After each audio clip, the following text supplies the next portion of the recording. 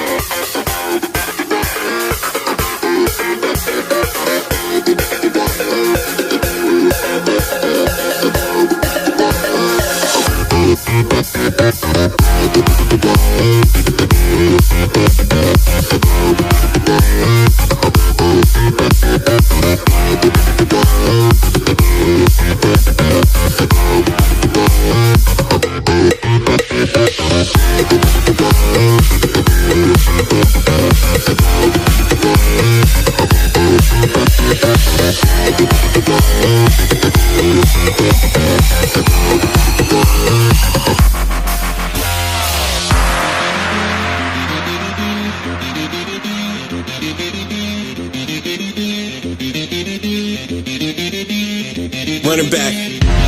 Because I'm awfully deceiving. I always say I'm fine, but that's not the true meaning. The walls are caving in and it leaves me with feelings, but the only one that matters is I won't be defeated. But keep talking, pray that I lost it. I keep it cool, my attitude stay frosted, and I'm intending to bring a revolution. There far too many problems to far few solutions. So let's march towards the hills. Let's march with the dreams to be fulfilled. The bed is bed and I'm making them sign a bill. Letting out a future is haunting me still. And all I know is I just need her. All I know is you just need her. All I know is we just need her. All I know is you just need her.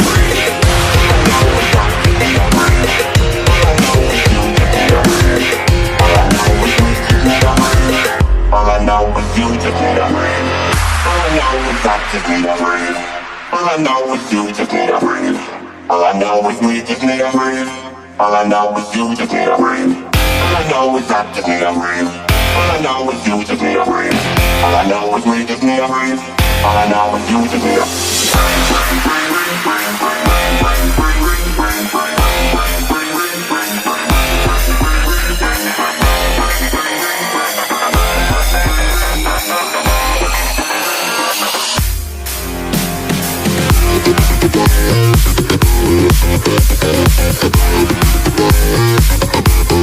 We are here on Fairbank Lake, otherwise known locally as Fairbanks.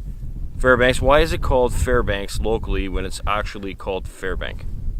So there's a big and small Fairbank, so that would be Fairbanks, because there's two of them, right? So I had a camp on this lake for many years in the family, and we were on Big Fairbank, not Big Fairbank. So yeah, like, I mean, when we say we're going to Fairbanks, it's Fairbanks. Well, the ice around here is about, it's at least a foot thick, and we're probably fishing around anywhere from 50 to 70, 80 feet. What are we fishing for? It's a deep lake. There's some spots in this lake that are over 100 feet easily. Now we're fishing for lake trout today, and this lake, it's hit and miss. There's some days where you can sit out here all day long and not even get any action at all. So we're hoping like we're gonna get some action on those still lines. We got them right on bottom at 60 feet. We're gonna go inside the hut here in a minute. I'm just gonna have the one line in the hut, right? And then the other hole that we did in the hut, we're gonna have with the fish finder for now. I got two still lines out there right on bottom with some good sized shiners on them that I'm hoping that something big's gonna swim by and grab it off bottom. I'm keeping my eye on my fish finder right now to see if anything swims by, you know, in a different depth. So I'm working this jig line right now just to try to, you know, entice the fish a little more and work a little bit, you know, for the fish. Because, like, I mean, you could have still lines sitting in front of a fish all day long and they could be sitting there literally staring right at your line. And if they're not hungry or if they don't, it's not a good presentation, then they're not going to take it. I wouldn't come to Fairbanks without a hut.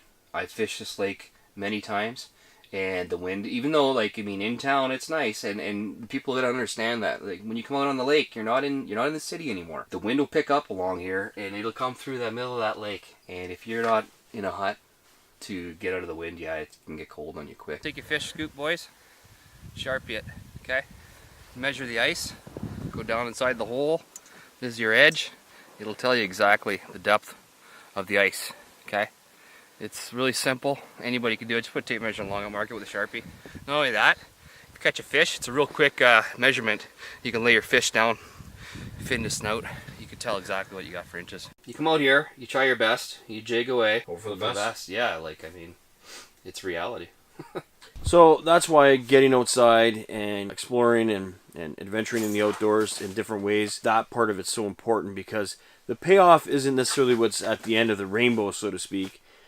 The payoff is what you're actually doing, and while you're doing it, and the experience of, planning, getting everything ready, and then actually getting out there. And sometimes you're going to go home with nothing. That's just the way it is. It's always about the experience. We end the day with no success. However, coming here, a lot of it had to do with the fact that this lake holds a lot of special memories for Jamie and his dad. And Jamie lost his dad not so long ago. So it was good coming out here. It was good to, we talked a lot about your dad and some hilarious stories. Lots of good stories. Funny stories. Yeah, funny, great fishing stories. So yeah.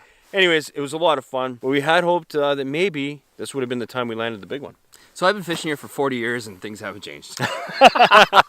No, it's not an easy lake to fish. And anybody that's come here knows that, like, I mean, you could fish here all day and that's it. Like, I mean, it's not a lot of action going on. Like, unless you get into a spot that you're, lucky. It was a lot of fun. And it was just funny because Jamie just told me before we started this little wrap-up.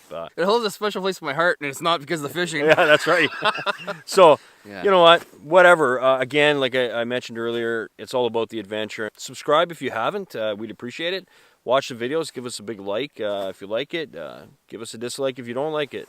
And Instagram, Twitter, Facebook, and PTLOutdoors.com. Take care, guys. See ya.